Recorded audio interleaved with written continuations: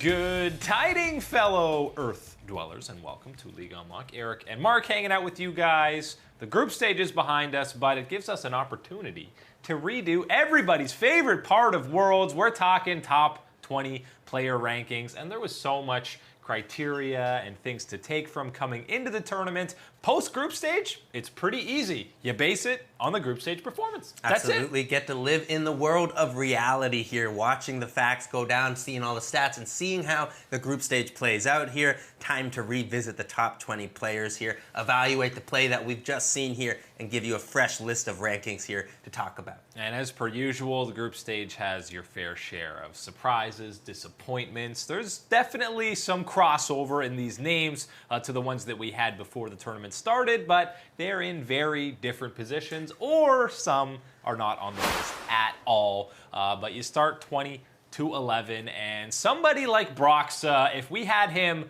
week one Broxa, we'd probably be around 75, 80 on this list, but the 3-0, a lot of it had to do with the Fnatic jungler. I don't know if you could really even put any Fnatic member here on this list after that week one performance. No, they'd all be around 75 or 80 probably. But the week two performance, major bounce back from the squad. Broxa specifically is someone in week two that I thought had a much better performance here for the team. Really brought an A-game performance in every single one that they played against. Massive difference maker in their series that they had. And I think another player here on the Fnatic side that does deserve the credit is Nemesis, going up into that Group C matchup here. Tough mid laners to go up against in Faker, Xiaohu, and of course, Tanner Time, DeMonte there. Can't forget about that. Nemesis handling all of them really well, managing even to get his own victory over the unkillable Demon King in Faker. Yeah, and I think it's deserving that Nemesis is, spoiler, the highest ranked member on Fnatic that's going to be on this list. He absolutely stood toe-to-toe, and even we said nobody would get for week one on Fnatic. He was actually the most consistent even when they weren't winning these games. He was an absolute rock in the mid lane, and something you've really seen him do more of in the summer split, late summer split especially, is be vocal on this squad that now has 4 veterans.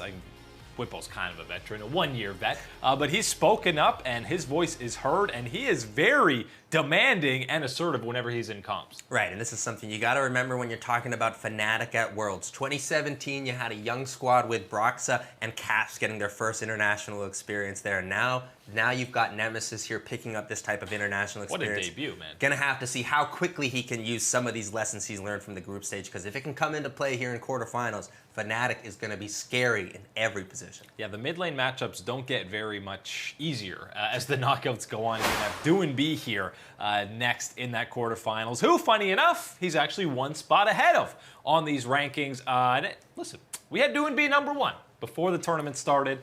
It's very safe to say FunPlus did not deliver to the level that we were expecting. Yes, they finished where everyone expected in Group B, but it took them a long time to get there. It was a long journey. We have 3 members that were all part of the top 10 when we did the rankings before, but based on how sloppy Group B was in general, I don't think there's any way you could put them in the top 10 now. No, and I think that here, having them in the top 10 here, heading into the group stage, absolutely, I'll defend that one to the end of time here because of the consistency that we saw from FPX during the LPL summer. That is what you had to expect coming into this group stage, and especially with what appeared to be the group of life in Group B, ready for them to take all of the advantages that they could there.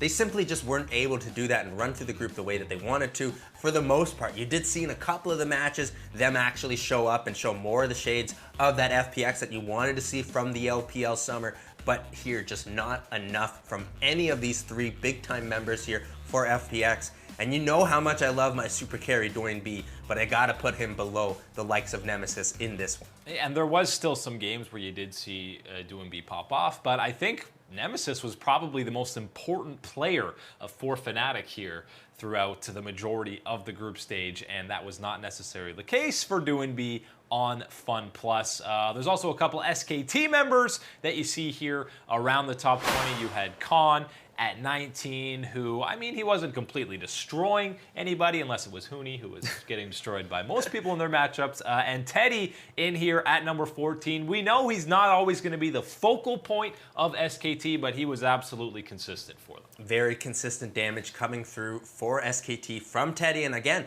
these are the two boys that ended up making that teleport trip with Faker to end the game against RNG here. Relied upon them. And of course, Teddy even playing something like the Kale in the bottom lane as a response to the Garen Yuumi. This has been a nice performance here so far. Very steady from these two members of SKT and important for their success. And Rookie is a guy who was not in the top 20 at all. We did coming into the season because, frankly, if you had watched IG's games, he never really found his form after he was away from the team for a couple of weeks. He looked much better in the group stage.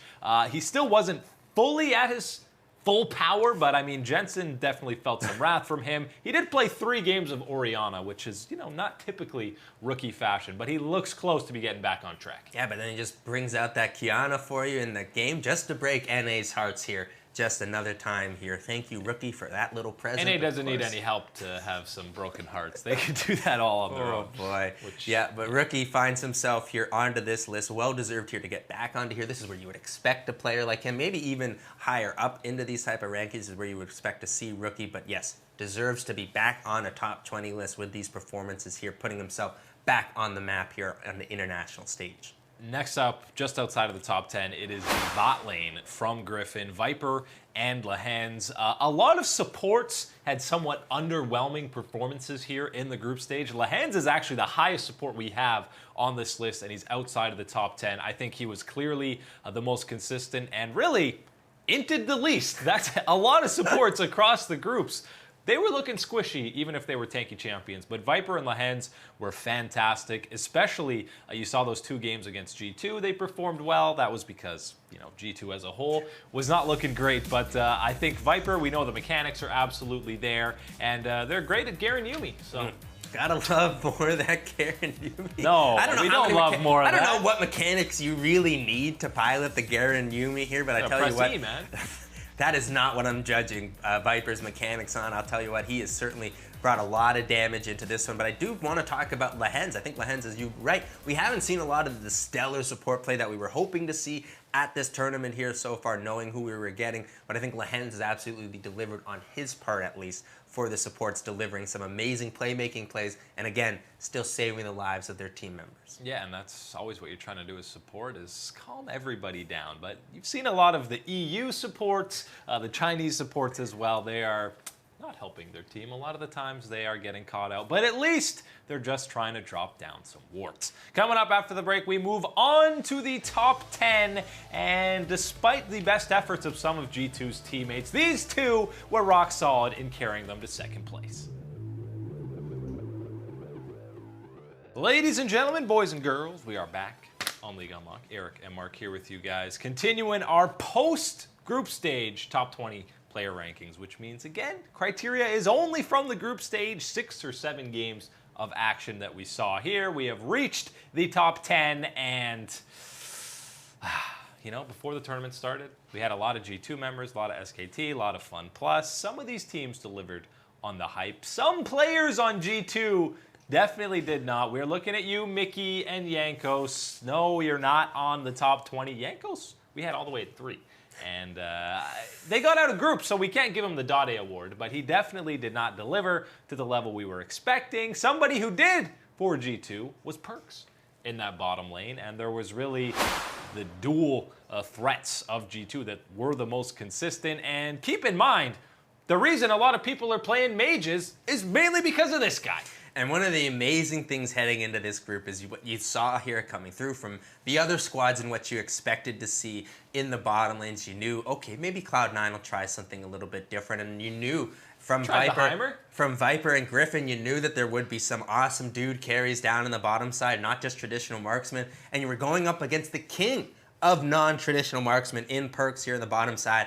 And the king held his crown here. Yes, they didn't get out as the #1 seed, but the performance from Perks specifically down in the bottom side, and again, for the most part, on those mages, I think that he was a major difference maker for the G2 squad, picking up the slack for the likes of a Yankos and a Mickey, who had a game or two of a couple of ints. Or 4 or 5. But you saw a lot of other players try and pick something Syndra bought, and they're just, it doesn't look nearly as good as when Perks plays it, probably because the guy played the champion for, 4 years prior to swapping to the bottom lane, which is the flexibility he gives. Number 9 is his buddy in the mid lane. It is Caps. Both of these guys just kind of kept everything in place for G2, because if they joined the wild party that the top side of the map was going on for G2, I don't think they're finishing as well as they did, even with the 2 losses to Griffin. Caps, last year at Worlds, you talked about him underperforming with Fnatic. I think he looked great in the group stage for G2. Oh yeah, man. Compared to last year is absolutely craps. This year is claps. Big time performance here coming through from the mid laner. And again, this is what you want to be seeing if you're G2, having this type of performance from a star player in such a vital role for your squad here. Again, this is the type of performance that you can see continuing throughout the tournament. This type of form that Caps is in right now feels good, man, for the G2 mid laner. Yeah, and the rest of the guys will have to step up, because Caps is going to have his hands full against Showmaker in their quarterfinal matchup. Number 8 here is a doozy, because it's Uzi, and it is the only member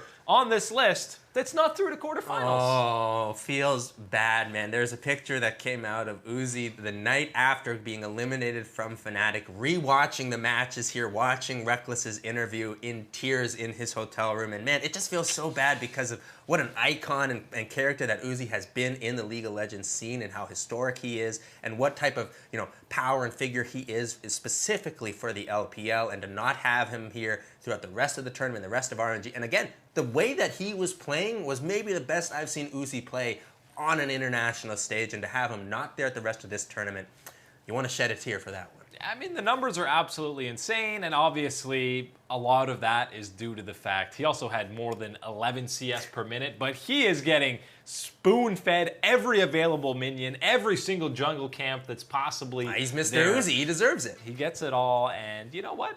As terrific a player, the best AD carry of all time he is, that's not really the meta right now, and I think that's one of the reasons why RNG will be watching quarterfinals from home.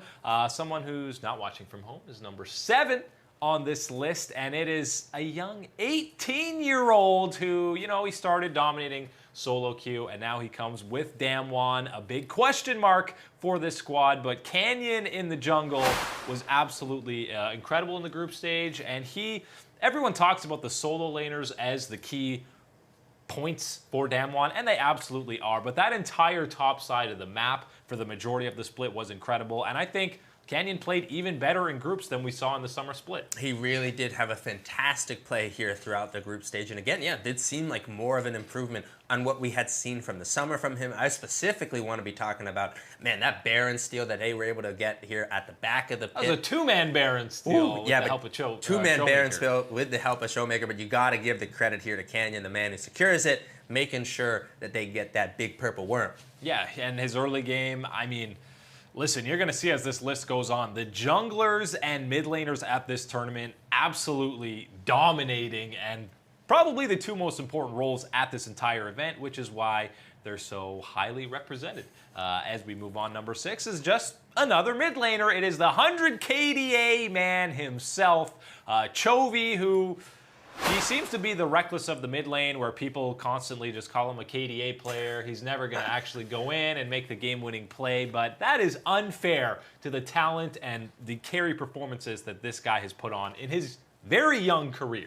Right, and I think when you're talking about his very young career, you have to really look at what he does in lane. That's what I really want to bring the attention to for Chovy. That is what I think he does better than anybody else here at this tournament. I think right now, when you're looking at every single mid laner and the way that they handle their own lane specifically, I think Chovy is my number 1 pick in how he handles that. And that is certainly going to be something in Griffin's favor heading into these quarterfinals. Yeah, and we saw at times against G2 and some of the other squads in Group A, much like in Spring Split when he was the 100 KDA man, he was turning around ganks like it was nothing, 1v2s with the jungler coming in and surviving, or sometimes in this case getting a kill and surviving. He didn't even necessarily need to completely dominate some of these matchups. I mean, the 2 games they won against G2, he didn't need to do a hard carry performance because the entire team was just stomping on G2. But for how big a liability people talk about Sword being in the top lane for Griffin, the fact that the other 4 members are just so far ahead in world class really speaks to just how great they are. Right, and I think that Chovy doesn't quite get some of the credit that he deserves. I think a lot of people like to give it to the rest of the members of Griffin, saying that they're also very strong. And yes, very true. But I do really want to make that point known here, that you got to give credit to what goes down in the mid lane for Griffin to Chovy. It is really a treat to watch. Pay attention to how he's doing that, all those mid laners. I know some of that moves will go right over your head, and hey, they go over my head too. But you got to make sure you're paying attention, because you can certainly learn a thing or two from this young gun in the mid lane. And Humanoid, you are getting, or Rookie is really going to be tested against Chovy in that laning phase. Coming up after the break, we hope you like junglers and mid laners, because the top 5 is absolutely full of them.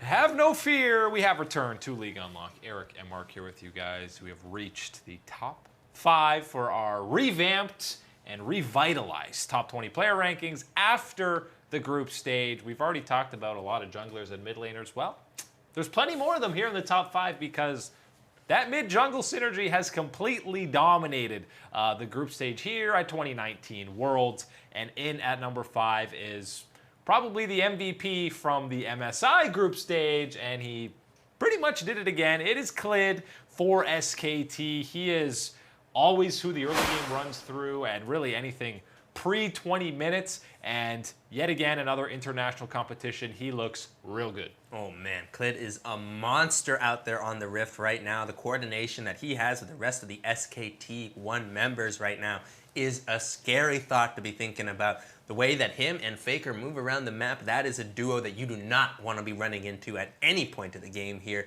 SKT's pacemaker, that is right for Clid. Absolutely the one that dictates how the game is going for them. If he is on track, on time here, getting around the map, getting those objectives here, getting to those lanes to get advantages here, SKT, there's no way they're not winning that game. Yeah, and obviously his smites are always true. It doesn't matter if it's a red buff, a dragon, or a baron. If it's a 50-50, it's not a 50-50 at all if it's Clid, especially if he's coming in for the steal. And a lot of junglers say they'd rather be the one going for the steal as opposed to the team that is starting it, which is why you always zone the junglers out. Number 4, unfortunately for Clid, he's not the highest ranked jungler on this list, because you've got to recognize what Tarzan did to Jankos, who we had as number 3 coming into this tournament, and the back-to-back games on opposite sides of that Kiana Lee Sin matchup. Tarzan just had his way with Jankos. You had that one where you're like, man, this champion is totally busted. You got to nerf it. And then you get on the other side of it, and you're like, wait, that one's busted that one's broken too. What's going on here? Tarzan, unbelievable play here throughout the group stage, really delivering on that king of the jungle that we've been talking about throughout the rest of this summer split that we had seen here from him. This is the performance that you've been talking about a long time here when you talked about Tarzan possibly being the king of the LCK junglers here. Yes, we just had Clid, but you gotta have Tarzan's performance just ahead of him here. That is how special what we saw from Tarzan come out here throughout the group stage. And it's been the same thing that we've seen with Griffin. When they're going undefeated through the LCK, Tarzan is without a doubt the best jungler in the league, maybe the best player in the league, and when he doesn't perform to those incredibly high standards, that's when you saw Griffin going through a lot of their slumps. But in the group stage, he has been at that absolutely insane level. And number 3 on our list has been at an insane level for, I'm going to say about 6 years, maybe with a 1-year slump. It is Faker. No, he's not number 1, because we got to shout out some other incredible performances, but he was absolutely back in prime form in this group stage. This hurts because you want to be throwing the likes of Faker right up there to number 1, but he's got to settle here for top 3, and I think that, you know what, even with the performances that he's had here so far, I think even someone like Faker would say, okay, given the other 2 players that you're going to list above me, I'm okay with being in this top 3. He, of course, still will be striving and pushing for that top spot. That is Faker, never one to settle for anything other than the very top here. And right now, SKT feeling like they're at the very top of their game with Faker playing at the top of his. Well, you know he always gets the best of 5 buffs, so good luck Splice, good luck Humanoid in that matchup. But really, he only had that one questionable game against Fnatic, and that was kind of the entire SKT lineup playing a little bit below the standards they had set in all of the other 5 games. But you saw Tristana, Akali, he can obviously...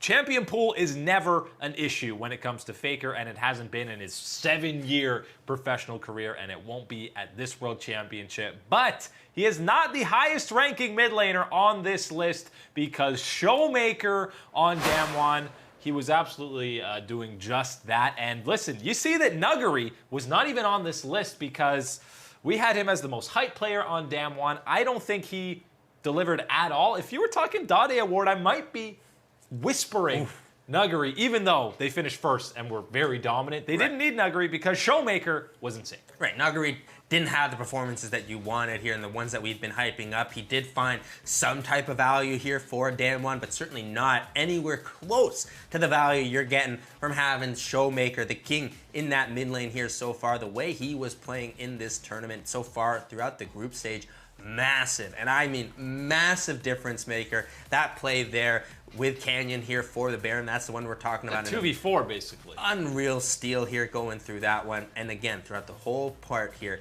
for Damwon, he was the biggest player here for them, the biggest difference maker on their side here. Getting out of that Group D as the #1 seed here. It's got to feel good here for Damwon, this young squad here, straight from Challenger and right into the knockout stage at Worlds. And again, finding Showmaker here as our #2 player from the group stage. That mid lane matchup between Damwon and G2 is going to be absolute fire. Ban Akali. Ban the Akali away from Showmaker. Yeah, we should probably just throw her in with Pantheon for 100% ban rate throughout the rest of the World Championship. So Showmaker, Faker, Tarzan, none of them #1 after the group stage. Who could it possibly be? Well, it's probably, no, definitely the most dominant performance in his lane. It is the Shy for Invictus Gaming. They are the original Damwon, where it's all about your solo lanes, and he absolutely decimated pretty much every single matchup that he had in that group stage. Even though Invictus finished second in their group,